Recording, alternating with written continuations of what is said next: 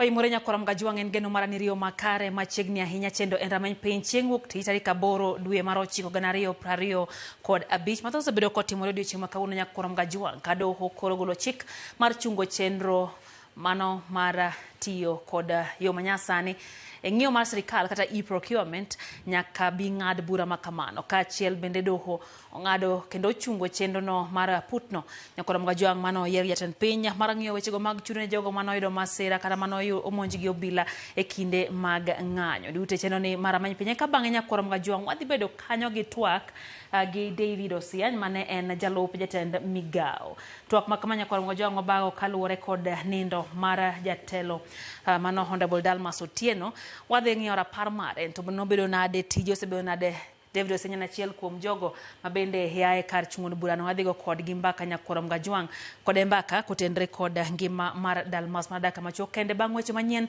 to mokwongo chao gi thuond weche mwamiyo pek odhiambo makawuono.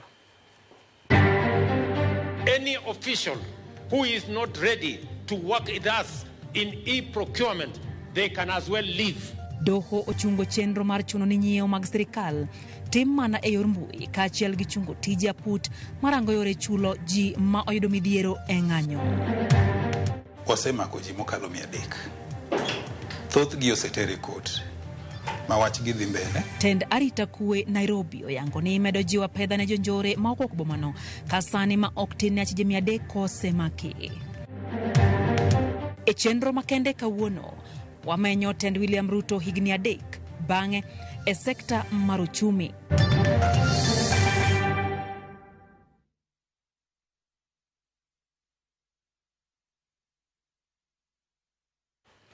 Machiegni nyakorom gajuang chendo en rameny piny wantiere gi jaloko Liz Otieno bethul mago kodwa mbaka lai mar ote machuok kaka pile na 2:06 nono kabedo nantie live Facebook Ramogi TV KE mbui mar SK chiel gi Ramogi TV Kenya mbui mar YouTube. Machiegni nyinga Lydia Pokeyo. Doma malo pacho kae ochungo ka okang' mar piny owacho madwaro mondo mi ng'iewo e yor mbui kata mana e-procurement obed gino mochuno.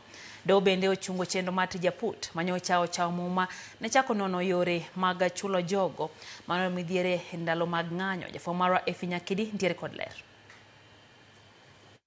En okang' ma pod medo nyuolo paro mani jatend migao mar omenda John Mbadi noramo ni nyaka kete tim chenro mar ng'iewo e yor mbui kata e-procurement wirani mano e achiel kuom yore mabiro konyo dino rode mag mibadhi pachoka. E chik mochiw kod jang'ad bura Bahati Mwamuye, tend migao mar omenda gi sani biro yie ng'iewo duto mitime yor mbui kod mago bende mitime yor andika. Chik mowinjore ketie tim nyaka tarik 15 dwe mar 10 higani kirito winj bura e doho. Ng'iewo go duto nyaka tim kaluwore gi chike matayo chenro makamano. Motelo ne ma, jatend piny William Ruto nowacho ne jotelo matiyo apise piny owacho ma ok dwar chenro mar ng'iewo sirikal e yor mbui mondo mi ogwe tao kosingo mar konyo e geng'o kuo mar omenda piny owacho.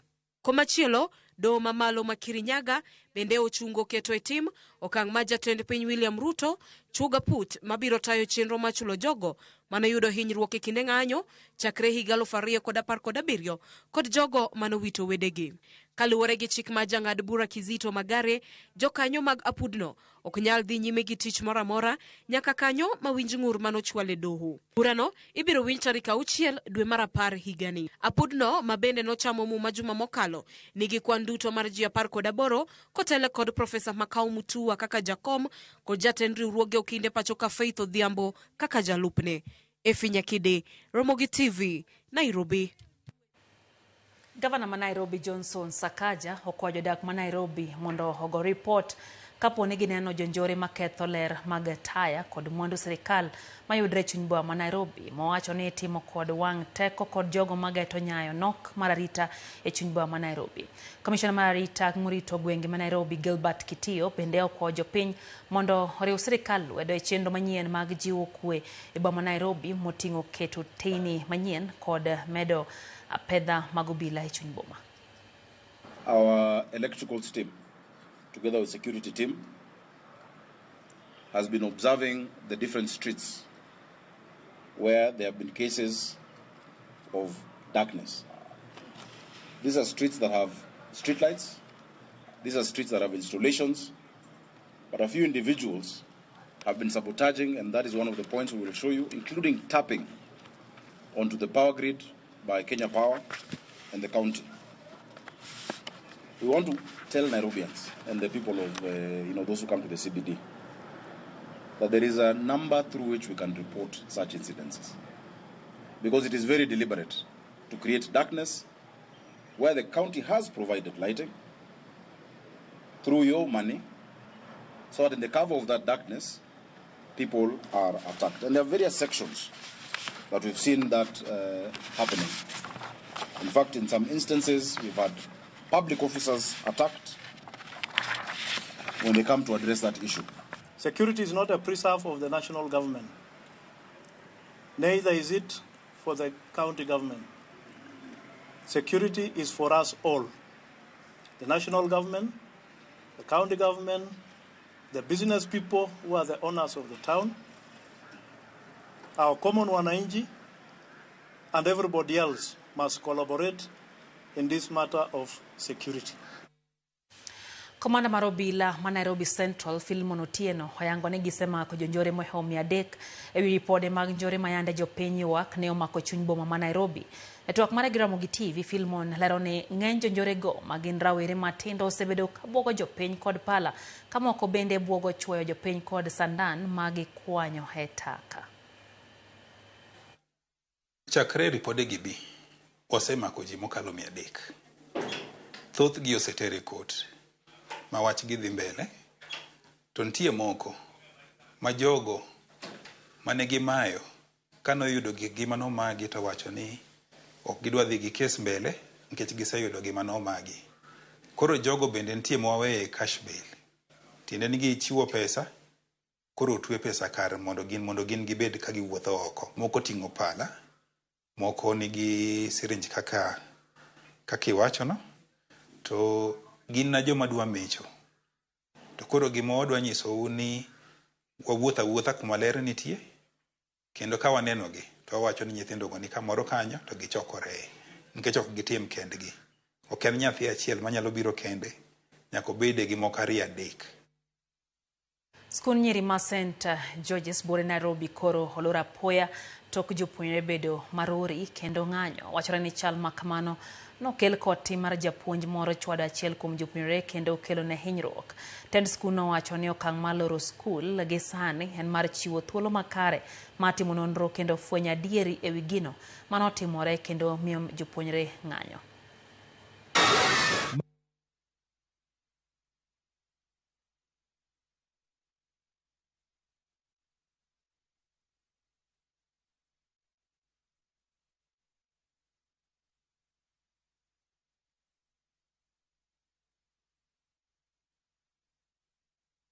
So when you cannot name the problem, and when you as the head, you are faceless during a major crisis like this, there's a lot to question. Come across a situation of this kind, it is customary to close the school for a short while. However,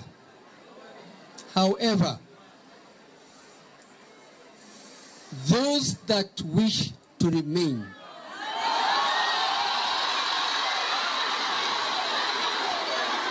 we have made a decision as the security team and the board that we declare the school closed.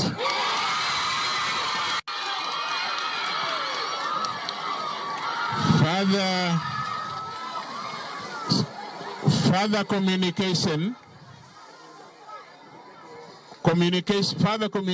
will follow. What exactly happened yesterday night? Investigations are ongoing. What are the preliminary information that we are doing investigations. On what? On what transpired. Yeah? Kindly tell us what transpired. We are doing investigations, surely. Daike na boro nyakoram kajang banga sa chira midhiambo chendo endra meny pinyero kamano kume dokete Ramogi TV. Mwalimu Faith Mzomo Kante Malindi wachone ere kaka serikal ni kod adier ni ng'iewo e yor mbui biro geng'o mibadhi. Wachone e-Citizen en ranyisi donge en yor mbui kata kamano bende otiyo makare. Koro wachone bro chuno mondo ng'ie wachno nyadiriyo kaluwore ni bedo ni iketo ng'iyo yor mbui chal ka gima ok nyal tieko wechego mag mibadhi. Neno bende ote mano mar Gideon Daya. Gideon wacho ni entie Kajiado. Wacho ni piny owacho ochul jogo mane obila ohinye kinde ng'anyo bang'e kawo ne obila go chik mowinjore kaluwore kod chike ma pacho kae. Yaneno kanyo ote mar Amunga Otieno Collins en kodwa cheno Danteza neni kachain bende kaintie gwengego mag Ligala wacho ni sechopeyo makare ahinya weche gi chopo ni eyo ma owinjore. Ena Monica Kumu wacho kanyo ni entiere kodwa e chenro en bende kachiel entiere Kariobangi North weche gi chopo ne eyo makare ahinya gin kanyo gi Nyakwara Gan kaeto neno Boniface Odongo wacho ni also police stations makam kunji onego nonie makare wacho ni chal ka gima ntiere weche go motendre kod arita ma ok dhi makare ahinya station makam kunji okwa mondo mi timne nonro makare en bende. Jalo Felix Uchieng wacho ni en kanyo gi Mario Nakoth mano minode gineno Ramogi TV othia makawuono bende aneno kanyo ote mar Amos Mbago. Amos wacho kanyo ni entie athiriwa weche gi chopo ne kachiel go Nyanga Bonyo gi joge gi mamoko. Yo mtinya kwa Ramgajwang chendo enda maipeni kekidhi mabor.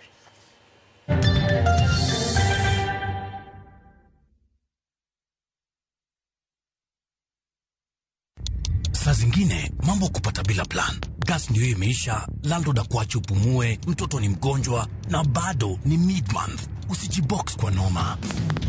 Piga *531# and sort your emergencies with my Mobi Civil Servant loan. Iwe usiku au mchana. Kama wewe ni civil servant, sasa uko sorted. Dial *531# and get up to 20,000 shillings and pay from your next payslip. No paperwork, no guarantors, no drama. Ni wewe tu na simu yako. Register now and see your limit in seconds. Built for Kenyan civil servants. My Mobi. Iko sorted.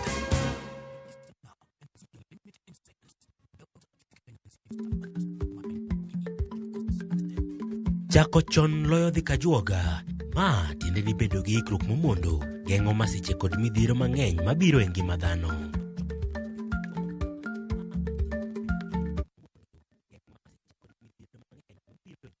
As an MC, I need to walk the talk. It's a walk I've walked many times. It's okay, everyone. Hakuna shida. Before, these tough stains would stay on my clothes, and all the scrubbing, it would fade my colors. But thanks to new Ariel liquid, it's all good. It lifts the toughest stains, keeping your clothes bright. Wash after wash after wash. Asante, new Ariel liquid. New Ariel liquid for washing machines. Brilliant stain removal in one wash.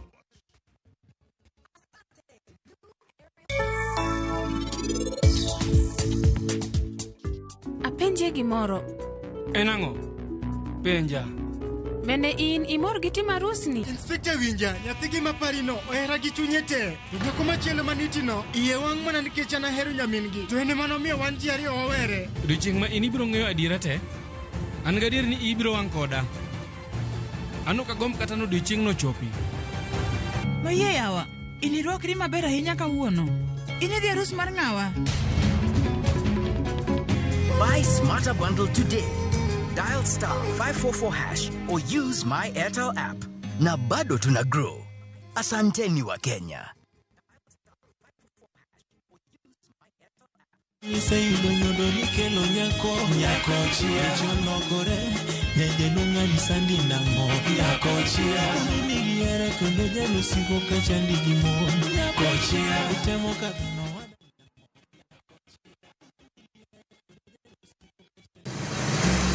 Be isepenjorie sigendni mayudore kuonde ma waluongo ni pachowa? Kapuonjani nobiro nikech gwenyruok e kind owete. Riwri kodwa mondo wanon sigendni mabeyo mag kuonde ma wadakie.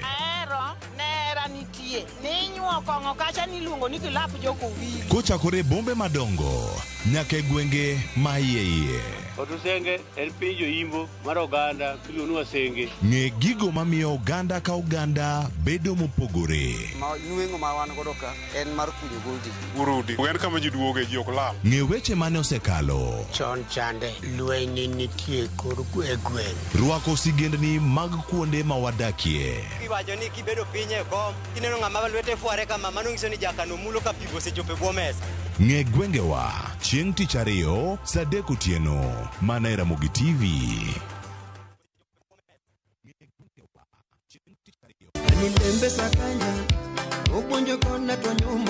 Chakre sulwe mapod nyien nyaka duond jower mang'ula. Winyo sungore mamo wang winyo sungore. Wan gi thumbe manyien mowuok e dho nam nyaka e piny mangima. Wakelo ni thumbe kata ngolo, kata banjo, kata pado maliet mowuok e studio to chiko ite tir.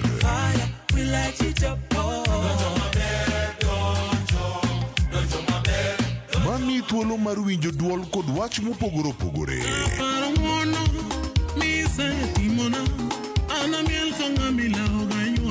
Pado manyien. Wuok tich nyaka tich abich saa 5 onyango.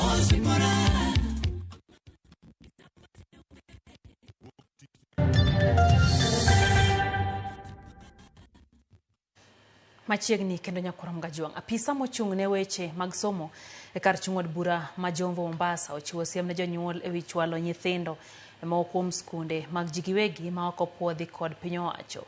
Direkta mar somo e od bura ma Jomvu, Maimuna Omar, koni giseyango ne kwan atamalo maduong' mag skunde mag ji giwegi ma alwora ma Kibarani gin mago ma ok opuodhi kendo jopuonj onge kod lony mowinjore e puonjo nyithindo. Magi ne owache nyasi mar yawo ayanga skund primary ma Kibarani moger gi omenda maromo Sh20 e bwo aguch omenda mar NGCDF e kar chung' od burano ma Jomvu. Tumepata shule na watoto tunaomba waletwe. Wale wazazi ambao wanaishi upande huno, tafadhalini msipeleke watoto kwa private school ambazo hazijakuwa registered. Afadhali muwalete kwa shule ya serikali upate kusaidika. Kwa sababu shule nyingi zilizoko hapa hazina registration, hazijasajiliwa na serikali. Kwa hivyo hata hawalimu pia hawajakuwa trained. Kwa hivyo usipoteze mtoto wako kupeleka kwa private school hapa Kibarani, tafadhali. Vile vile tunawahimiza wazazi mjitokeze kwa wingi, tuweze kuleta watoto kwa wingi. Kama Kibarani hakuna ledhani kutajengwa shule. Barabara hii Kabro mimi ndio wa kwanza. Shule hii mimi ndio nimeweka hapa. Leo nataka kusema tumesikizana na Mheshimiwa William Samoei Ruto, rais wa nchi, ya kwa kuwa mabwenyenye wote badala ya kufukuza watu, serikali ndio itasikizana na wao, alafu serikali itapimia watu wake pale wanapoishi, na mahali hapo ni hapa Kibarani. Mwenyezi Mungu akitujalia. Wamedo kero ni weche manyien Nyakuram Gajuang e chendo ni mara ramany piny nanoka Isdori Omolo wacho kanyo ni pode giwago thuon luo jaduong' Otieno wuod Kangeso miyo koth obuore malich ahinya e Kabuoch kendo kiny wacho ni koro oganda oyudo gweth gidhi komo. Nyasaye omed paro oganda onagi te sama bende weche mag broad based government dhi mbele. Wacho kanyo ni counties sani chal ka gima pono lemo kage kacha mag broad based kendo wacho ni en gino bende giketo wangi mondo migina ni oganda oyudo konyruok. Neno ote kanyo mar boss wuod Nyaseme kantie Nairobi Makadara wacho ni county ma Kisumu bende koro ketnegi stima mar last mile e Moroni constituency. Wacho ni Tamu area gintiere kod mudho masani okwako oganda kanyo. En gino bende kwayo margi kata hero margi en ni dine bed kaber to mondo ketnegi e taya mondo gin bende gine kaka ginyalo timo chenro magi. Ano bende ote mar Jack Jawarianda wacho ni weche gichopo ne yo makare Nyakoro Mgajwang. Bende aneno kanyo ote mar Opija Jachuma wacho ni hen bende weche gichopo ne yo makare. Oganda Nyakoro Mgajwang pod mero ote mag kuyo kod hoch ne familia no mar Honorable Dalmas Otieno mane owito ngimane odiochieng'no manyoro Nyakoro Mgajwang. Kinde no mabende ne tho mapoya ahinya mane oganda ok gen ni nyalo timore. Otego medo chopo kae huko akumuntie Thika. Jalo Felix Ondeng bende wacho kanyo ne gin kanyo gi Mariana Koth weche gichopo ne yo mawinjore ahinya. Bende no kanyo ote mar Lucas wacho ni entiere kodwa chenda chiel kachiel ka entiere county no Masiaya en bende weche gichopo ne e yo mawinjore. Ivan Sabulwa wacho kanyo ni Ramogi TV en bende chopo ne e yo makare. Ban Ado Matano wacho ni entie Migori Nyatike gi mama gi Francisca kaito wacho kanyo ni weche gi chopo ne ge yo makare mana ute mag kuyo emimed or kanyo kotenre kod nindo majatelo Delmas Otieno mana wito ngimane Nyakoro Mgajwang kata mano nindo odiochieng'no manyoro en lal mabende podo mako oganda gi wuoro. Wayo matin kendo Nyakoro Mgajwang waduogo kod mathoth kikidhi mabor.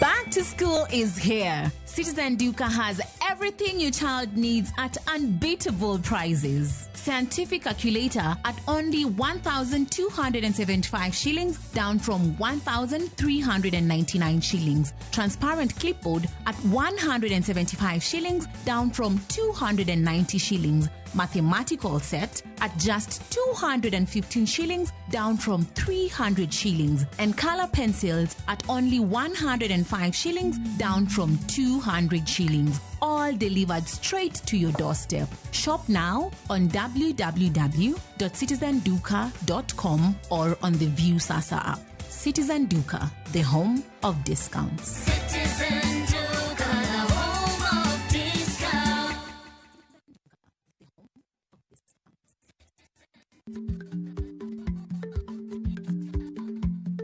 Jarikni jamuod nyoyo gi goyo. Matiende ni dhi matek maok inono maber samoro nyalo miyo ng'ato midhiero.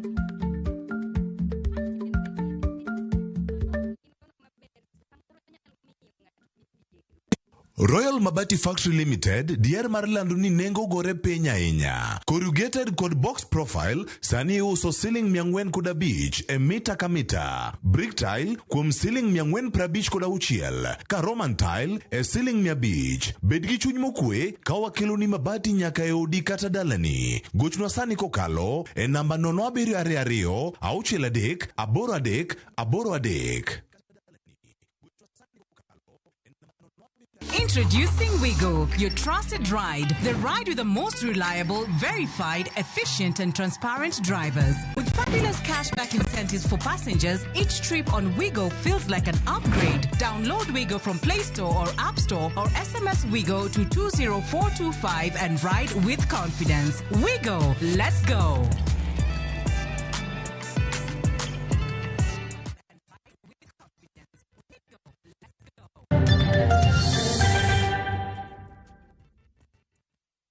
Kapinyo wacho mar Kenya Kwanza onyono higni adek mar telo. Kenya osego kenge mage ero mag chumi e thurkae. Jafwambo mar Nyambaga manyono okenge majatend piny Kenya William Ruto osedhach kod dongo ochumi. Kuom thuolo mar higni adek mag jatend piny William Ruto, bang' chamo muma, Kenya osebedo kod tumro to kod tudruok e weche mag uchumi mosepodho kendo dongo e okenge mopogore opogore e nengo mwandu mochuno mag udi. E higa mar 2022, Kenya ne kore owang'e wi pek mag ngima e kama bech mwandu mochuno e kod mago mag chiemo ne koro medo idho mokalo kipimo kod kaka medruok mag bech mwandu e atamala 7.5 maragete mag bengi maduong' The Central Bank of Kenya kama romo atamala 8.5 ne medo mana idho e dwe mar 8 kochomo dwe mar 9 mar higa mar 2022 Ma medruok mar pek mar ngima ne ochomo 9.2. Mimi nataka niwatangazie Wakenya ya kwamba sasa tumedhibiti uchumi wa taifa letu la Kenya. Bech mwandu mochuno e udi kaka mokwon, milimili mar sukari kod michele ne bechgi oidho ka kilo 2 mar mokwon mar oduma ne uso shillings 180.8. E dwe mar 9 mar higa mar 2022 to bech sukari mar kilo 2 ne uso shillings 300. Ma ne ok ochiwo yot ne sirikand William Ruto kendo ne jo Kenya bago ng'anyo pachoka ka ywago bech mogo. Gitenore gi gik moko ariyo ma ka ok ong'i motegno to pod kata wati matek machal nade to gima nyalo yudo onge. Mokwongo ni siasa. Wasebedo gi lwasi ma ok ni kare e yor siasa higni adek gi. Higa ka higa wasebedo gi gwenyruok okwongo nochakore ni en gomo weche mag chiemo, sufuria ne ji oting'o wigi. Bang' gomo mar ting'o sufuria ne wadonjo finance bill. Mano osemiyo gik mabeyo madwa timo e yor uchumi ok osetimore.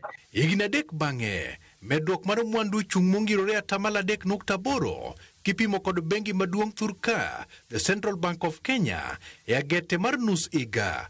Kata kamano, bech mwandu kaka mag chiemo to osebedo ka idho kinde ka kinde e higa mar 2024 mar dwe mar 6 nyaka dwe mar 6 mar 2025. Bech mwandu kaka mag karot, chiemb apuoyo oseidho kod 11%, kaka bich mar ang'ina osemedore kod 10.8. To sukari bende bech osemedore kod 5.5, ka kodhi mago mag bando bechgi oselwenyo ngas nyaka 2.8, to mokwon ni 2.1. When you look at the last 2 months, when inflation has started going up again, the reason why it has started going up is because the cost of food items has actually started going up again, right? So we say inflation has gone up to 4.1% in July and then went to 4.5. The problem we have in Kenya is unemployment, because if somebody is employed or has a source of income, even if inflation ticks up, they can always substitute towards cheaper products. Kaluwore kod pek mar ngima, thoth jo Kenya odak mana mar ni achama thogo mar suna, kendo ma omiyo onge keno malong'o ne ngima makiny. Mogo moro mane kane dhi e supermarket tiko ni kaw achiel. Motedo kane dhi tiko ni kaw achiel kata kaw gik mamoko. Ne wadhi e akere keke manok ber, en mane dhano wiye jawil. Ne wawuotho nyaka gi mbugru kwa dhi e petrol station kwa dhi kaw mafuta nikech piny nodhi obedo matek. Gini pok waneno higni adek. Sirikal ne oneno ni ber mondo obedie kod yore mag nyayo chiemo pachoka kendo keto maine pur pachoka ka gikeyo mbolea ma nengogi ogonyore. Mokwongo ne gikelo gimiluongo ni fertilizer subsidy. Tiende ni mbolea kane idhi ng'iewo mondo iket e puothi chon kata ne ichulo 7,500. Sani en 2,500. Kendo king'iyo report mosegol, kwan mbolea mosemii jopur nyaka ne chenro ne chakre gi jopur mosendikore mondo mi okaw mbolea ni ng'eny kabisa. Mano miyo yuto marwa obede yor oduma sani wane 87 million bags higa achiel. Tiende ni omede kata malo 39. Keto pesa ofuko jopiny kendo pogo omenda ne mine, jo bodaboda kanyakla kod jochumbu to kod jo andaswekra ne ochiwo thuolo mag neno ni obugo chumi pachoka. That does, it means now you have fewer people who have to support the household. So if you have a household that had 2 spouses who are working and one leaves, you have one person now who has to take. So even that person who, even if he had disposable income, he now has to support a much. Pia kuna saving, sisi imetusaidia. Hii maneno ya hustler fund, hii pesa ambayo inatengwa hii ingekuja kupunguza gharama ya maisha. Olamaka kod kacha mag hustler fund bende en gino ma sirikand Kenya Kwanza kwano kaka yor bugo chumi. Sama nowacho ni hustler fund oketi, nokele mapiyo piyo kapok olos chenro makare mare minyalo ng'ete kaka watimo kata credits koyo makare. Bang'e to siasa bende donje ma jogo mane ok nie sirikal nowacho ni kawo pesa ni cham kik ichul. Odwaro ni mondo med jiwe mondo mi omed konyo jo andaswekra matindo tindo gi obed mine obed jo bodaboda mondo mi giyud kaka gikonyre. Lakini jomoko wacho ni to 1,000 kata 2,000 konyo gang'o. Koro ji ma ji ok ong'eyo nitiere mama ma kamoro 1,000 no kochieo go gokinyi to gole hustler fund to dhi go chiro. Kenya nyalo bedo koting' matek kopo ni lokruok obede yore mag omo mauta e pinje ma oko, kaluwore ni okenge mag omo mauta mane otimnegi lokruok emomiyo bech modhi kod mauta ok osechikore. Chien kacha ne wawuotho gi mbugru kwa wuotho go kamoro mafuta orumo ni tedo ka dhano ride petrol station nikech mafuta ne onge. Sirikal noloko yor ng'iewo mafuta ka wuok oko. Mane gidhi giwinjore gi pinje ma golo mauta machalo kaka piny mar Warabuni kuma koro antiere ni. Piny ne kibire te winjore gi sirikal. Koro tene mafuta koro bira kendo chulo gi e pes Kenya ok chul gi dola. Maendi osemiyo wabedo gi yot kata chule bang' kinde mathoth malach. Chien kacha ne watimo gimiluongo ni auction. Bang' dweche adek tilando. Ng'ama dwa kelo mafuta en ng'ate wach ni biro kele e bei ma kama dweche adek molure. Walter Nyambaga, Ramogi TV. Don bura mar ODM gikone to oloro thuolo mar kawo nyinge jolar kombe e yiero madundo ma ogunja gi Kasipul e kinde kuonde chung' mamoko motelo ne yiero ma ichano bag tarik 27 dweni. Mage timore seche ma koro jolar kombe go kwa welo maler kendo maonge mibadhi. Jafwambo marwa Eric Owenga lero mathoth. Bang' thuolo e kombe mag jood bura moko mienjo e Thurka, oganda malap dhogi ndong' ne kombe go ne dhi nyime girido kang' mar dino thuolo makamano. Jolar kombe e otiko mar ODM kawuono norure gi thuolo mogik mar ndikre gi motelo ne yiero madundo ma ichano bago gi IBC dwe mar 11 higani. An kaka jombuta abiro ma kawo thuolo mara mondo mi atwe pesa kendo ndikra kaka jakanyo ma Kasipul kendo madhi ringo ng'wech mar by election ma Kasipul bang' kane wasewito mane en jaod bura marwa. Lemo musebedo kulemo kendo gi hera musebedo kuketo omiyo chopo kama chopeni. Omiyo sani koro asetwe pesa ka, omiyo asedhi record mar the party ni I'm one of the aspirants. Od bura ma Kasipul nodong' thuolo tok jaod bura Charles Ong'ondo Were wito ngimane tok chwar gi magina gi jonjore gi kodwe mar 4. Komeno nyaka sani oseywa jolar kom 5 kama oting'o nyaka wuode owuon Boyd Were. Kaka ing'eyo nyithindo nyaka dhi sikul, jowa nyaka nwang' basari, nyaka wabed kod apaya, nyaka wabed kod yore mag thieth mopogore maber madhi miyo wabedo ngima maber. Maduong' moloyo mano, wan gi joma tindo miluongo ni Gen Z. Gen Z dwaro weche ma onyalo konyore go. Wach mar school fees mar basari mane chiwo siling 3,000 cha en orumo Kasipul. Ang'e kama dhi gole pesa ma joge yudi. Kom od bura ma Ugunja bende nodong' thuolo tok jaod bura margi Opiyo Wandayi gwel kaka jatend migawo. Thuolo mare bende oseywa jolar kom bura kama oting'o mane en jating' ndai mare Moses Omondi. Fredrick ZB Owino en achiel kuom jogo mane ochopo e log tich mar ODM ma chwalo nyinge motelo ne chenro mar welo. Kata kamano jolar komno kwayo duond bura mar ODM mondo ne ni welo bagi e yo man thuolo ka gichiwre keto kwe nyaka giko. To en kwayo marwa makende ni samwa dhi diero kendo welo mondo watim welo kod diero ma uhuyanga. Maonge gi mibadhi, maonge gi achich, maonge kod ywak, mondo ng'at miyiero kokalo kuom debe kato ene mwadhi miye thuolo mondo miyo odhi obednwa jakanyo. Kech kasekawo kom mar Kasipul to jok mochungo te adhi luongo gi to wabedo kanyachiel. And in fact kata kapok achopo kanyo adhi make sure ni kapok wachako kata campaign to all the candidates, all the aspirants te, including my brother Ajo, to gi jok moko manosetwe pesa gi, to gi jok moko the opinion leaders and opinion shapers mantiere constituency. Nyaka wadhi wabede one podium, one rally mondo wang'is jo Kasipul ni wan joka ng'ato, wadwa ni mondo waket Kasipul obed mopogore gi kaka ne entie cha. Mamana dhi kelo Kasipul dhi bedo modongore to kendo Kasipul. To komachielo bende to duond bura mar UDA bende nodhi nyime gi ikruok ne yiero madundo no ka wuok tichni ne tend duond bura no oredho tiko mar chama ma wiye ni mokum jolar kombe mag od bura gi MCA e yor nyal hodia kako kang mar rido sir motegno e alwora go. We assure you of a free, fair and transparent and verifiable elections within the party. So mwende huko mungangane, and I'm sure UDA will emerge victorious in all the seats that we are going to be fielding candidates. Eric Owenga, Ramogi TV, Nairobi.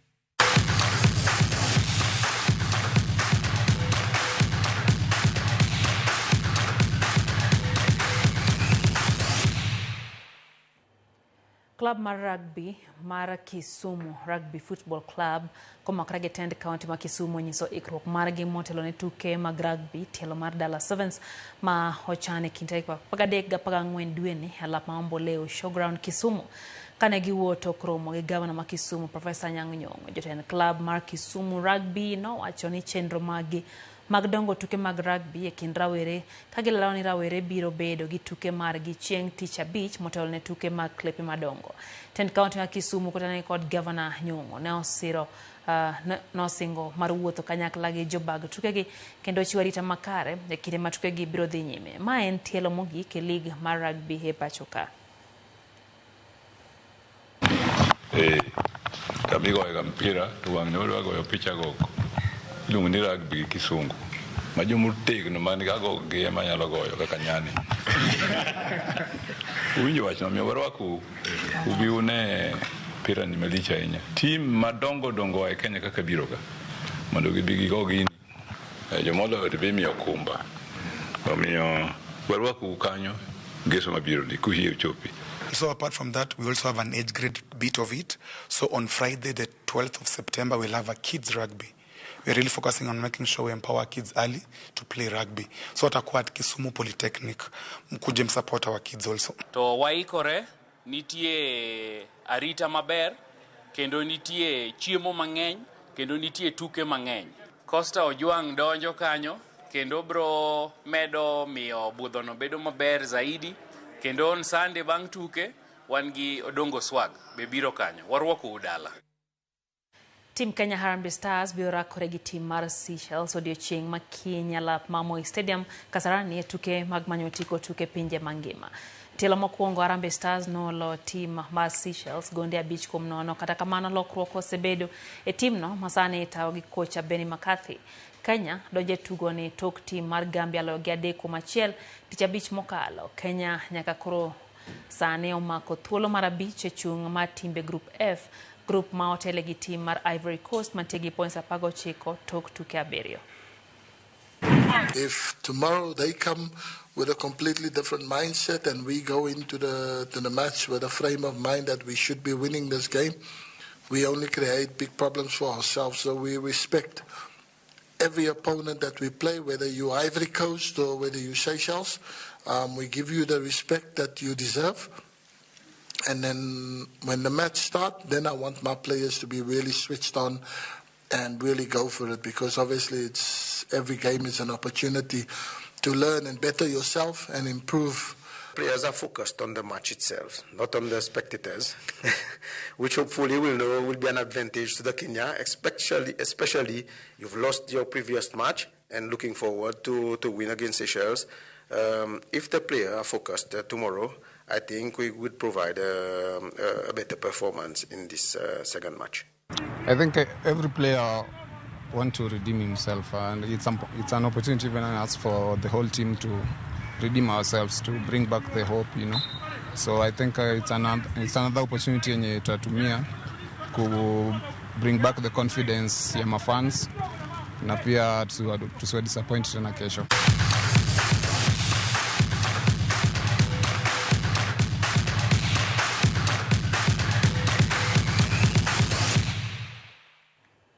Wakayo machielo nyakoromgo jong'ano kanyo ka Michael Wigo wacho ni entie Kisumu Milimani, wacho na medo mana goyo mosa ne lal mar Dalmas Otieno Anyango, mano en jaod bura machon Marunga. En bende ote mar Jaro Soja wacho ni entiere Gor Mahia patron mar adek engineer Mike Tiego wacho ni mana opich Kenya makiny makoro girito.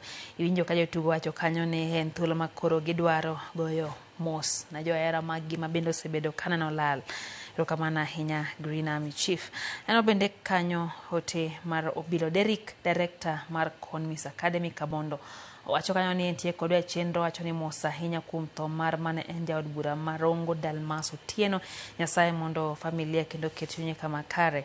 Kwa hiyo matinya kwa mmoja ng'asi mboni twa kachacha wadhigo mbaka kwa paro jatelo no giwendo na kanyo ma en David Osiany mabende en jasiasa maya hekar chungol bura nogo Nyakoromga Jwang wadhigo kode mbaka kwa ng'iora par mara Dalmas Otieno gno sebedo nade odhimiwa mbaka enya kutende tudruok mane entiego kode machiegni en twak mabeda kama chuok kende kwa yasani omiyo kik idhi mabor wasebedo jalo Kolizo Otieno waduogo kod twak makamano mara menyepi.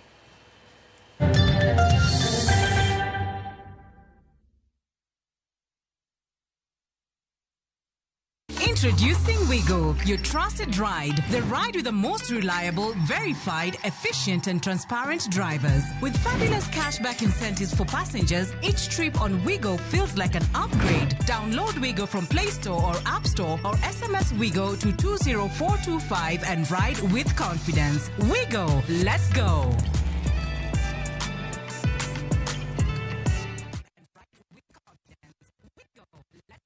Start planning your festive season escape now. At View Travel, we have the perfect early bird offer for you. To Jazendege Twende Costo for the festive season from the 23rd to the 28th of December. Make your festive booking by September 30th and enjoy discounted airfares. Experience 5 days in Mombasa from only 99,900 Kenya shillings on full board per person sharing, or soak the Diani Sun from 126,400 Kenya shillings per person sharing on an all-inclusive plan. Visit viewtravel.com or call 0703 254 254 and book now. View Travel. Dream, explore, discover.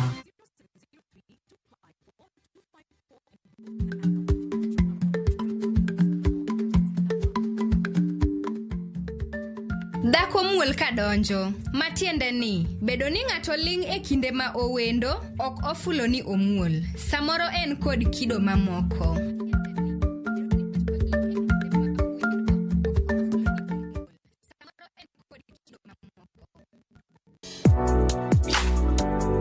Chiemo ka chiemo nigi sigana mare. Moro ka moro kuom kit chiemo miyiero kelo ni gimoro manyien. Ojuri to koro kinen matagi ma en okelo ladha. Chiemo. Okelo appetite. Kata bed ni en chiemo mamit, manigi suya mamit, kata manigi iro, waduto wawinjo kitgi. Omit.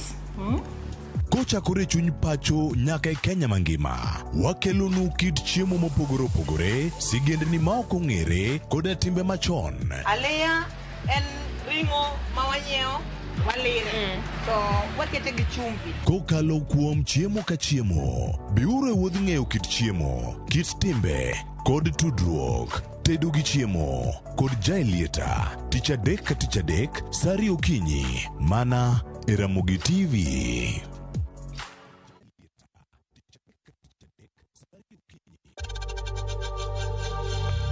We know times are tough, so save money by buying airtime from M-Pesa to any network with zero transaction fees. Dial *487*2# and get your airtime PAP with zero transaction costs.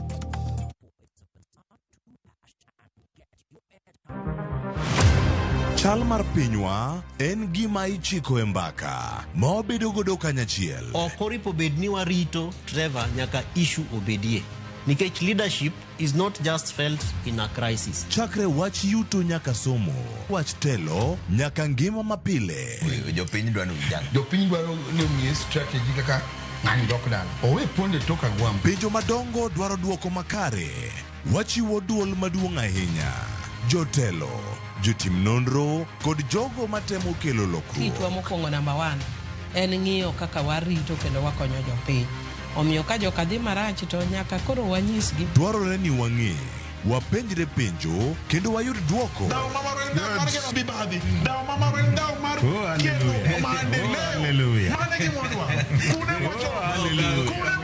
Riuri kod Trevor Ombija, tich adek, saa 3 otieno, mana e Ramogi TV.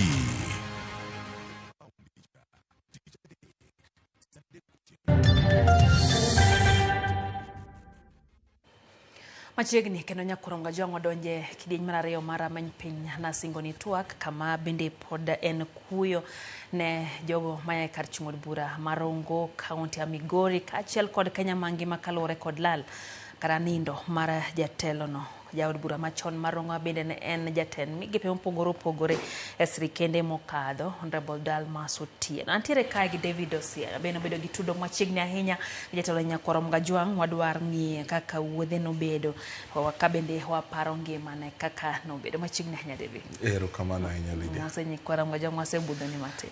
Erokamano Nyakwaro Mgajwang' amosou aimou ni Nyasaye ber ageno ni Nyasaye oritou kamoro amora ma untie. Wan bende oritowa kata obedo ni wan gi kuyo malich miwuoro kama to otimonwa ng'uono kendo oumowa. Ni wagone erokamano amor mar duogo rameny piny kati nende kata obedo ni biro na en biro mar kelo ywak makende kendo temo ng'iyo dak kendo kit ngima mar mosenindo Mikai Dalmas Otieno Anyango. Migosi Dalmas Otieno Anyango. Omiyo ago erokamano. Machiegni ahinya. Naneno e mbui pichni gi modhura ahinya in kaachiel gi familia mari. Seche mane to makamae uneno chali ne nitie gi tudruok ahinya machiegni kode. Nyiswa ni tipare kaka ng'ama chal nade. Dalmas Otieno Anyango an gi tudruok kode ma samoro wadendo ni maragaja, mogajore. Nikech Dalmas Otieno Anyango en wuonwa e anyuola. Kendo mana machiegni. Omiyo ayuago wuora. In fact, wadongo ka wan e odwa waluonge mana ni Uncle Dalmas. Mano thoth ji nok ong'eyo. Thoth ji ne ok ong'eyo. Koro ji ne wuora ni to David Mangat Raila malich ni to ere kaka obedo maket kendo machiegni gi Dalmas Otieno ma samoro bende pingore gi jakom matek. Nikech remo en mana kamano oseketowa waten wato kilok ne dieng'ei kata obedo ni un gi gwenyruok mag parruok. To aparo Migosi Dalmas ka anyathi matin kapod akidoro. Nikech nolimowa ot. Ndalogo en minister en gima lich kobiro limo we ot. Minister Ochopo. Gi Mercedes maradhai mane lich ahinya. Ndalogo ema kungo nene mtoka mane gi katen. Ni ka minister osebedo chien kanyo kosegonwa oriti. To katen iloro ni chui. To bende kapod watindo ne wadhi lime dalane Kangeso gi babana. Omiyo wadongo ka waneno kit osiep manotimo. To ahinya gima ne mora ka koro napon kendo wang'a yepo, anyalo ng'eyo rach kod ber kendo anyalo neno kendo nono tie weche. Naneno kit tich mane Dalmas Otieno Anyango ne tiyo. Kendo nachiko ita ka winjo kit wuoyone. Dalmas ing'eni ne ojal ma wiye ogothole. Ne Nyasaye ogwedhe gi rieko kendo Nyasaye nogwedhe gi ng'eyo. Gigi opogore. Ng'eyo igolo e somo. Miyo ng'ato nyalo bedo gi PhD to ng'eyo to ok oriek. Rieko Nyasaye machiwo. En ng'ama nyalo bedo piny mane weche kaka chalo mogol paro mabiro konyo weche go e sama dwarore. Nitie kendo ji ong'eyo mang'eny kabisa kata naropwa kata nathurwa kucho. Nitie jomong'eyo kendo nyalo nyisi ni ing'e ang'o. Ing'e ang'o ane masomo. Ng'eyo en mar obwongo ma rieko en ma e bukni isomo. Isomo kendo in gi PhD in gi degree modhuro. To iseneno ng'ama nigi degree modhuro to gik ma ng'at ma ok osomo neno kendo nyalo loso to tame loso. Miyo Dalmas ne Nyasaye ogwedho gi ng'eyo kendo nogwedhe gi rieko. Chutho bende ne jaduong' ma dhoge ne mit ahinya. Kano wuoye bunge iluongo ni Tiga Ng'ute Bor, wuod Bade Boyo. Ne wuoyo ma piny chung' kendo nojawach kabisa. Kisungu no winjo kaka ng'ama osomo Makerere adieri gi nyong'o. Apani ndalogi no ne sombgi no ne lich ahinya. But Dalmas bende was a very high achiever gi dho Kisungu. High achiever nyiso ni notimo gik madongo ahinya kendo mana kapod otin. Kidhi chien kacha Dalmas Otieno Anyango ne en CEO mar insurance company moro ne nitie ni Aliko. Aliko eminyalo pim gi gik makoro ti iluongo mopogore UAP Old Mutual Jubilee ginegi. Ndalogo koja higa 29 kende. kendo notiyo mariek. Dalmas Otieno Anyango ema nokuongo yawo bengi Thurka, Kenya waka, mamare owuon iluongo ni Dhabiti Finance. Matinde ka wawinjo kembni bengi madongo dongo mobiro ma nyinggi opogore opogore gi, ka ji penjore ni joluo ere dakuyawe adita umoro kar keno agulu munyalo kene, mano Dalmas ne nigi rieko no chon, mano yawo motiyo ndalo malach. To nikech siasa en gima lokore, mano nonimo, ok nikech ne okobedo gi rieko mane nyalo rese, to nikech kit siasa. To kata kamano, Dalmas ne wuonwa kendo osiepna, to bende nwagwere siasa, nikech ka koro nasebedo wuoyi mopong' ma wuode to wacho ni koro an jorongo denda ni rwadh tich. Koro 2017 wakedo ahinya, ma yombo gi mogo simu mowacho ni wuoda amiyo buranya. Nachung 2017 MP Marongo. Ularo kod en beno. Walaro, koro wuoro gi wuode. Kendo ji ne ok nyal paro. Ji wacho ni osiany ni nyaka ang' bed ni Dalmas mochunge. To gineno ng'wech mabiro go gi kaka tere ng'wech, to giwacho ni oyo ok ochunge. To kata kamano ing'e ni nago siasa tago gi luor, nikech ma osiep wuonwa, to ambe ne wuora opuonja ni luoro lowaro. Ang'o nochuni nyaka ichung osiep wuonu? Adonge sano ochopo. Sano ochopo. Koro ing'e ni ka jaduong' lonyo wuoche, nanyise ni wuora, in koro iseromo gi kombe mamalo, ma piny ni koro we na chak go eka bi aidha bi malo. To pok no yie weni. Oada gi piny ing'e ni gichako chuoyi siasa ni. Samoro mita ji be biro ni mang'eny, kata kama dhi bedo gi tabu matin. To ginyisi mane Lydia, in ok inyal chung women rep mi yombi. Anyisi ni chung sani, wabiro miyi pesa. Ka ng'iche pote do kuchi kendi achiel. Koro bedo kamano. To kata nwabedo gi ywaruok e siasa, nwabedo gi ywaruok to gi luor. Nomiya luor ka wuode, namiye luor ka wuonwa, nwapogore paro gi kuma nwachung'e kinde duto, to luor to nosiko e kindwa. Miyo aywago jaduong' ma wuonwa, mosiepna, ma puonjora e tiende kaka ng'ama tin. Naneno kido moko mane beyo kuome, mane chunya gombo ni an bende asum eka konyra go e ndalo manyime. Tadieri, gik mabeyo mana puonjora e tiendego osekelo konyruok, kendo osebedo ranyisi makare ni nong'a malong'o, kendo puonjne ne kare. Samoro jok mang'iyo gi oko nyalo bedo ni nitiere weche moko kata kite moko mane ok wang'eyo. Ang'o gini minyalo wacho ni samoro ne en gima ne en to ganda nokia? Apa ni oganda nokia ni jaduong' Dalmas Otieno ne jahera kabisa. Nohero nyithinde, kendo nohero joge duto. Emomiyo kanonyuomo minwa ma Dorothy, nyako ma pod tich maler matin, to ji nowuoro ahinya nikech ong'ama ne nigi hera mathoth. Dalmas bende ne ng'ama bedo piny mondo wilru paro, kendo kaniloye to yie ni oyo paro mikelono oidho molo makeloni, nikech ne ng'ama osomo malach, kendo ng'ama ne Nyasaye ogwedho gi ng'eyo kaachiel kod rieko. Thothne ji ne nyalo wacho ni ne en ng'ama kisungu dendo ni I know it all, nong'ete. To kanibedo kode piny, mi nyise gimomiyo igwenyori kode paro, to nodhi obedo piny mopar moduogo wach ni inyathi matin, to kanyo to pachino odwa luisa matin. Dalmas bende ne en jadin. Dalmas was a devout Catholic. Ne en ja-Catholic, kendo no oluoro, kendo no dhi e misa. Ing'e ni rongowa thothwa wa jo-adwen.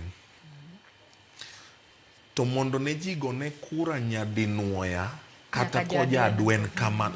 Nikech ne gineno kodhi kendo lemo maber kuome mane nyalo konyo piny. Ji wacho, kendo an bende aseneno, ajaneno, ni Dalmas Otieno Anyango notieko udi mag lum e Irongo constituency te. Nokedo, nomedo gima kisungu luongo ni per capita income, yuto mar ji e Rongo constituency nodhi malo ahinya. Koyudo odlum nogolo gerne nopuonjo ji kaka ginyalo bedo gi yuto e lwetgi manyalo konyogi. Kendo ing'eni Dalmas ne oken ng'at gonya. Ondiko nyithindo ji e tich mang'eny. Kendo notero ji e sikul modhuro. Nong'eyo ni katero nyathi e sikul e ndalo cha, modhi e rang'iny mamalo, modonje mbalariany, moyudo barupe, adhi akonyo moyudo tich, takonyo dalano, moloyo kabiro gi siling 3,000 kata 5,000 kaya nyisogi ni chamuru ma. Mana achiel kuom ote maneno ka achiel kuom pichni minyiso. Owacho ni kayudi ki nyathi ma lwete bith, takawi tateri e skul. Mana dier, kanoyudo ki nyathi ma wiye ler, kendo ne oko konya ji. Andiko gimoro mabiro keto bang'e e Facebook ka aparo ni ing'eni kendo ne chande ahinya ki ng'ama obwongo ne yware ka ok ikwany, ka wiyi okwany mapiyo piyo, to nunya bedo gi chandruok kode kabisa. To nomiyo luor nyithindo ma Nyasaye omiyo were mar obwongo ni. Nikech ne ok odwa noneno nyathi ni orem to kalo, ok nyal dhi high school kata dhi e university nikech yuto mar jonyuol ne ni piny. Omiyo nodonje mier kendo reso nyithindo go, kwanyogi. CDF kanochaki, Dalmas notiyo kode kabisa mondo dhi godo okony godo ji e bursary. To before then, kata kamano pok notim, nosebedo kite kendo ranyisi motegno ni ma e gimohero. Omiyo noketo pek ahinya kuom weche mag somo, kuom weche mag dongruok, kuom weche mag loso ji e sako, to okelo konyruok maduong' e piny marongo. Emomiyo samoro iwinjo ka ywak nyalo bedo ni yaye kubede ka Dalmas yaye nikech notiyo maber. David, nitie sani kaego siasa ng'eni yiero chiegni magana 2027. Samoro wachiko itwa kate wang' jowi redio winjo ka jotelo wuoyo. Anya to koro kwadoke wache gi dholuowa. Kendo ka weche moko wuok minyalo kulo wi piny ka ng'aja telo wacho kata ng'ama dwaro kom moro. Kaeto achiel kuom wendwa moro nwaluongo kaeto wacho ni samoro mage gima ji ohero. To kani winjo kit siasa ma Dalmas goyo, ok ninyal winjo wach ma samoro ok inyal bedo piny ka in gi wuodi to wi kuot mondo mi winje. Jotelo winjo opuonjra ng'o koya kuom kit siasa. Dalmas ne okero siasa mar oyuma. Ing'eni siasa mar oyuma ma ji tutore to njenjore to wacho gik maonge to en ayany to en gik mochido to koro onjawi ka in gi kaochi ka in gi maro to injaori kanyo ma kama ikete wi onge. Mano ne Dalmas onge go. To nikech nong'eyo gimodwa timo ne jopiny. Iwinjo. Afwenyo ni thoth joma kia gima giwach ne jopiny mondo gisiem ne gima gibiro timo ka Nyasaye ogwedho gi giyudo telo. Gidhi ka gichako wacho gik manono kata giyudo jolwetgi ma wacho gik manono maonge tiendgi mondo gimor godo ji. Tema sika puonjo ogandawa ni mondo wabed gi lokruok madiera, wabede uru joma chiko itgi piny mondo winji gima Kiswahili dendo ni sera. Ang'o midwa timonwa? Miwa pend wach. Idwa timo ang'o ka Nyasaye oyie mondo itel oganda? Tidwa time nade mondo kik ji bebi abia gi miriambo mobiu abiro to ging'eyo ni magi wacho no to ok nyal timore. Kibiro ni andala ka dala bro kele dhiang' minyiedho, ting'eyo ni kata in iwuon ionge dhok adek minyalo nyiedhi, iwacho ang'o? Kendo ji iwinjo ka samoro ji pamo ni kanyo ito kende mwayieri to kidhi ng'iye ka nyieni be en gi kata dhok 2 minyiedho manigi chak miuso makonyo kata nyithi kich manie dalagi. Omiyo mano ne Dalmas onge go. Ing'eyo pok ni winjo ka Raila Amolo Odinga wacho gik mofuo manono ni mondo mor it ji. Koro siasa makelo konyruok en siasa masiemo dongruok kuma nitie mondo jowa oyud konyruok kamano.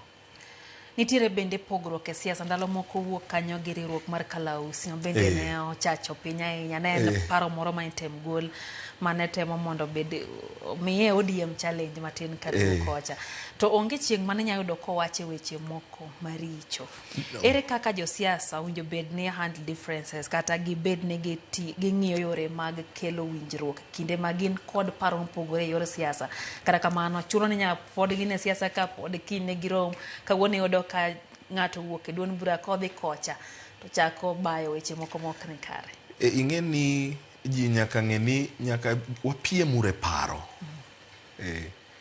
ji be osewacho ing'e ni wuonwa Madalmas bende kate agoko kane ikelo tugo ni nyalo lawi wanawa mano be adieri ok adwa mungo kata riambi kano kecho kodi kinye tiromo gi wipi to adwa ni chunya ma iye gombo ni mana kaka Dalmas Otieno ne nigi piem mar paro ni an pacha ni ema neno ni ber molo mar ma kata mana e kindgi gi jakom Raila Amolo Odinga kane giyware samoro nabedo kod anyise ni wuora ti iywari kodwa nang'o wan wa jo Raila matuklugi to ni winjo ka ok obi wuok ni no yanyo jaduong' Raila Odinga in fact kidwa ng'e ni ne en mana piem mar paro ni mane moyombo mar wadgi nyoro kane jaduong' Dalmas Otieno nindo ne ane ot kama ne wadhi mondo wakaw ringre mondo water e mochari achiel kuom joma nokuongo chopo ot kanyo ne en migosi Raila Amolo Odinga mobudho mokuyo kodwa morito manyaka wagolo ringre ma watere mochari nang'o nikech ne oken ing'eni samora wacho ni ne en achaya mag mbese nikech gite wat gi jo higni 80 koro ng'ani neno ni ng'ani ohinga ng'ani neno ni ng'ani ahingo mago nitie to ne giyombore mane paro an adwa tero ganda wa koni adwa tiyo gi route madhi rongowa kachomo Narok to machielo wacho ni oyo route maber madhi rogo en iwuog idhi Nakuru idonj Kericho iduog Kaplong ichop Rongo koro mago duto gin piem mar parruok jotelo nyaka puonjre ni gibende gimanya gigo manyalo kelo dongruok gi ole it jopiny kae giwe ni ng'ato ting'o siare ng'ato ting'o jalo ng'ato achiel ting'o rungu moro ting'o pala ni en lwenja goko koro ji biro tho to gikone jominegogo temidwa ni telnegi en gimiluongo gi dholuo ni fuwo o gimarach ma en achiel kuom josiasa gitin ahinya miyudo ka iloko telo jotend piny biro manyien en otiyo gi Moi bang'e no Kibaki bende kadonjo pod entiere mane telo iyudo koya bedo jatend jaod bura kendo chako donjo jatend migao kendo iyudo ka kata bang'e nyoro kae keto nyaka duol mar SRC mano machano osach jotije piny owacho en kit telo mane kata kido mane miyo onyalo fit kumora mora no nya donjo kumora ma jatelo ni wuok to pod en mana ne inyal kete gimoro nyaka ne yudre kuma pod idwaro mondo osumie paro kendo kel rieko obwongo ne tiyo Dalmas Nyasaye no chweyo na wacho ni ng'ama riek osomo kendo ng'eyo kabisa to no ng'ama riek kendo nong'e tiyo go obwongo gi gik mosomo go mondo kel konyruok e piny masani nong'eyo ni ka chike iloso gin chike manyaka kony jowa samora yuago ndi ni tibunge wa mandalo ni joma nok emodhi mondo los pend chike mondo dhi otim gimiluongo ni legislation ka kedo n'oganda e bunge mondo yud konyruok e yore mopogore opogore ka giloso chike magayo joma jomecho ka giloso chike marito ratich jopiny ka giloso chike makonyo kendo reso jopiny ka giloso chike ma jopiny kong'iyo to neno ni jogi odewo wa Dalmas ne Nyasaye omiyo were mar bedo ng'ama ne riek moloyo mbesene mathoth kata oganda mathoth to Nyasaye bende nomiye were mar puonjruok dak gi ji ni wabiro gwere wabiro kidhore wabiro kwerore to gikone ka paro ma in goloyo mara to abiro lonyo mara ni mondo mari no emoti Emomiyo migosi Raila Amolo Odinga noywaye ka giloso sirikal gi Kibaki nusu mkate to miye obedo minister mar public service. E bedo ne minister mar public service no e kama Dalmas Otieno Anyango no lead no telo ne loso gima tinde iluongo ni SRC, Salaries and Remuneration Commission. Emomiyo duoke mondo nodhi obed kanyo ne tich mayot. Kana bedo assistant minister mar trade CAS ogochona onyisa ni nyathi omera ichako gi kama na chake nikech first post mare hapa ni industrialization no gwedhnu Jorongo. Koro onyisa ni nyathi omera ichako gi kama na chake, ministry dhi nade? Takone ni ministry dhi maber. To nabedo gi mor mogundho ka Dalmas ochako koda wuoth kama nene minister gi gik mane gichako parastatals mane ginyuolo ka ene Ministry of Industrialization ko penja bing'e ni magi ma ane makedo ne obiro Kenya Industrial Estates gini ka waloso policies gik makama kendo notemo nyisa ni kiyie to yudie kaka gik manwa chako gima ibiro chako ka in kanyo gi joma ungo biro kelo konyruok ne jopiny. Ne ok en ng'ama dwaro mare, ne ok ogochna ni wuod omera to ambe chut na bor kanyo koro tinde an oko nyithindo ema rito jodongo. Oyo kendo saka san walalore kode paro kadhi kayudo ka weche ok ring maber penye jaduong' to kare into ndalo ucha nutimo ne ginango because he was one of the youngest ministers in ndalogo mana kaka Nyasaye no yie mondo abed one of the youngest CASs in ndalowa e sirikand Uhuru. Omiyo aparo ni en gima lich ahinya ni Nyasaye no gwedho pinywa ma Kenya gi joma chalo Dalmas Otieno Anyango gini. Koro tabu ni ka fuok erodong to mbese na ma achien mana kaka iwacho kaka midwa kori pime wach manyalo konyo oganda to en ayany marom gi wiya kamikete iti onge amiyo mbese wa ageta mbese na motelo na matin ma tokwa majenzi ka Nyasaye oyie wabede uru jotelo ma komiti lwetgi to timo mathiring'inyi. Ingeni Dalmas Otieno kani nyiso ni ndik policy brief ai tiga ng'ute bor ne ndiko notimo with excellence. Onge gima ni timi wenus gimoro amora mane lwete oyudo kotimo to timo maler korwako suit to en suit maler korwako kitengene no to ingeni en rwakruok mamiyo imiye luor kodonjo tineno ka jatelo do jadieri. To koro magwa mochoto dongi samoro ingeni nyimiyo kata kibiro iwacho ni mache jatelo e minister yawa to wamiye pio modhi nindo tadieri.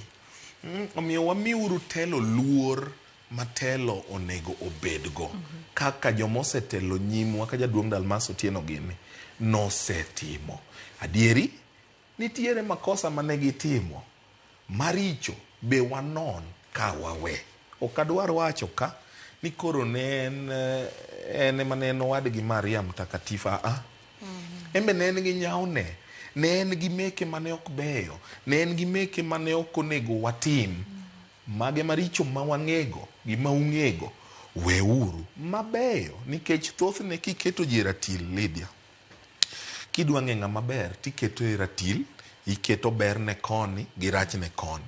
Ka berne odhi ohingo rachne ng'ano ng'ama ber, ka rachne odhi oheo berne mano ng'ama rach. Omiyo ka wakete ratil adieri Dalmas Otieno ne ng'ama ber kamano. Aero kaki wacho ni nigone simu migao ni chal ni nolam ne Jorongo industrialization nene to pacha no pongo dhi kaka ne in CS waenda apa na biro kate ofisi kanyo watimo interview. Ere ber jok matindo kana jotelo mako kaya bedo ni nyalo ng'iyo moko kuom jotelo mondo gisumie paro.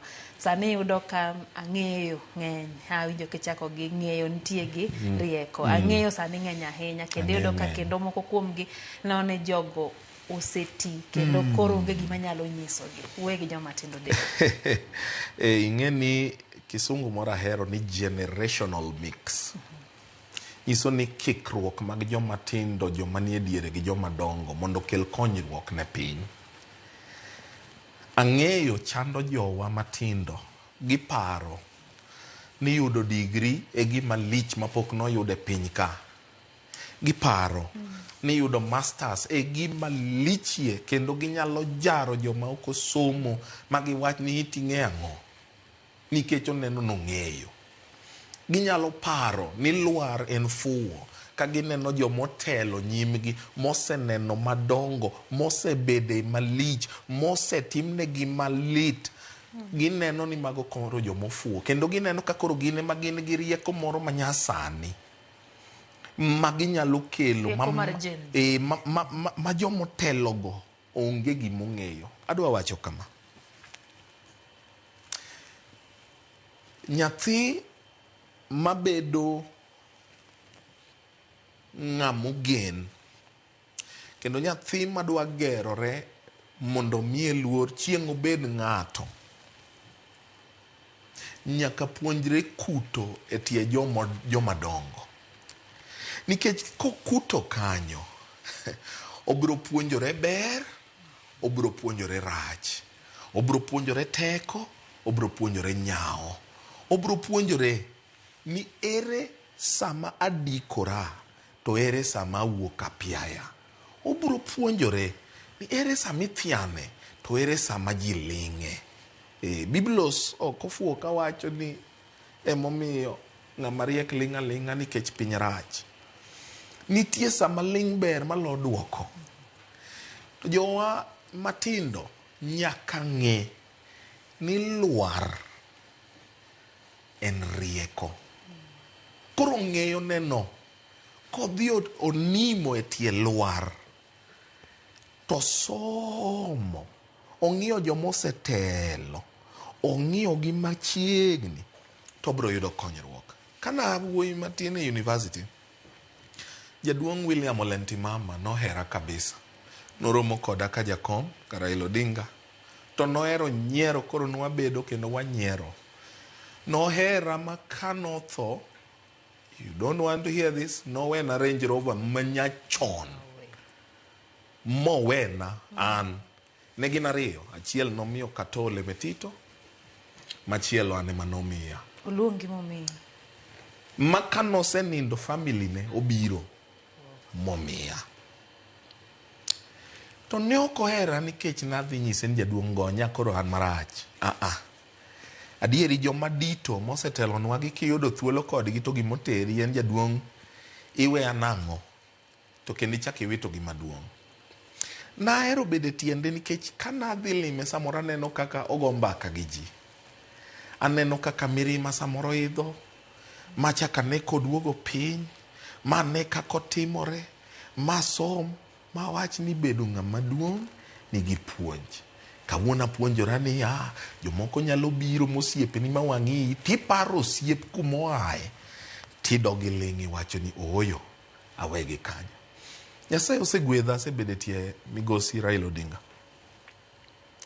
Kendo aseneno samoro ka gik mowacho ni biro kalo, ka samoro jomoko wacho ni onge bwana, giko ne tok higa moro achiel, achoma wiya piny awacho ni jaduong' ni ing'e nade. Kane migosi Dalmas Otieno tho, migosi Dalmas Otieno kanowito jaode. Jaode ne nitie mane iluongo ni Nyalego min Kevin.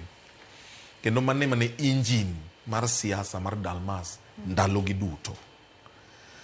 Kane jaode onindo, ne an jakom mar National Committee mane iko jaod migosi Dalmas Otieno. Mana higa mokalo, last year. To e thuolo no, nayudo thuolo malach mar go mbaka gi migosi Dalmas Otieno. Moloyo kaka nasebedogo chien kacha. nikech chien kacha ne en osiep wuonwa molo kaka ne en osiepna. Machane nyathi. Koro na nyathi. Koro sani ka koro asebedo jaduong', Committee member. koro abedo kode.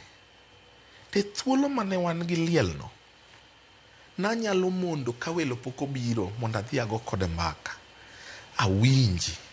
Jaduong' iparo nang'o e wachni? In inene nang'o? To mati neno nang'o? To paro ma kama nitie chochni ni, ineno ni kony nang'o? Tiwinjo kaka ogo kodi mbaka to chako ni niya.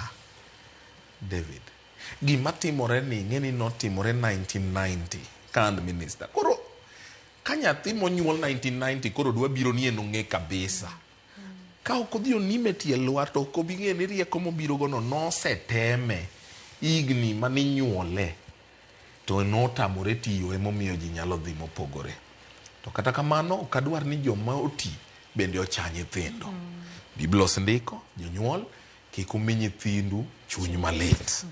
Nikech nyithindo bende kata obedo no luongo mondo waluor jodongo.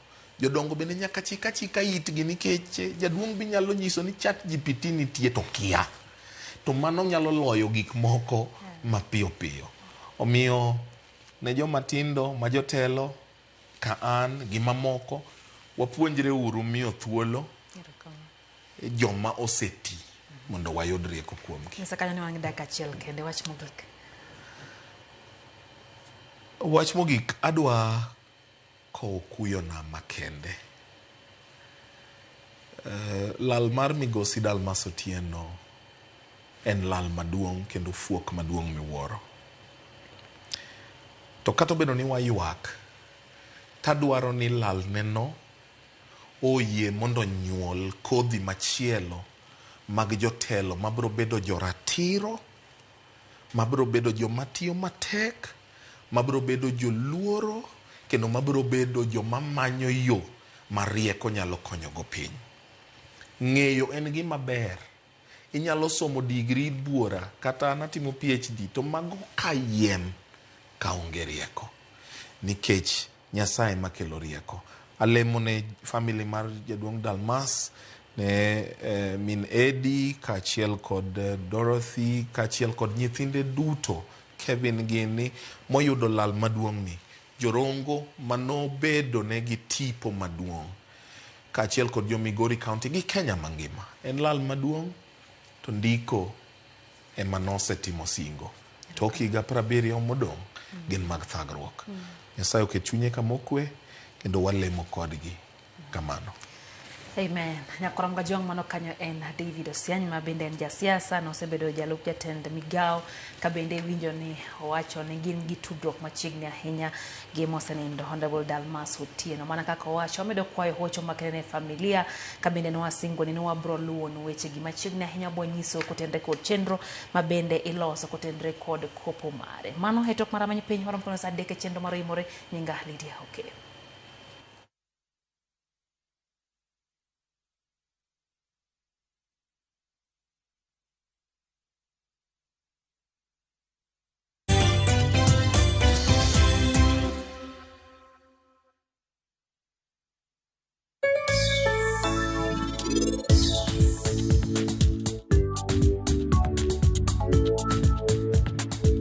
Yudo mo madajre kod kit ohala ma itimo, pesa ma ichako ohala kata capital, hola mar ng'iyo gige ohala kaka nyamburko, omenda mar okumba, hola mar iwuon e kind mamoko. Yud ber mar omenda ma ichiwo nyaka 10 million ma onge gima itweyo kaka lambun ma ipuodho e yo mapiyo.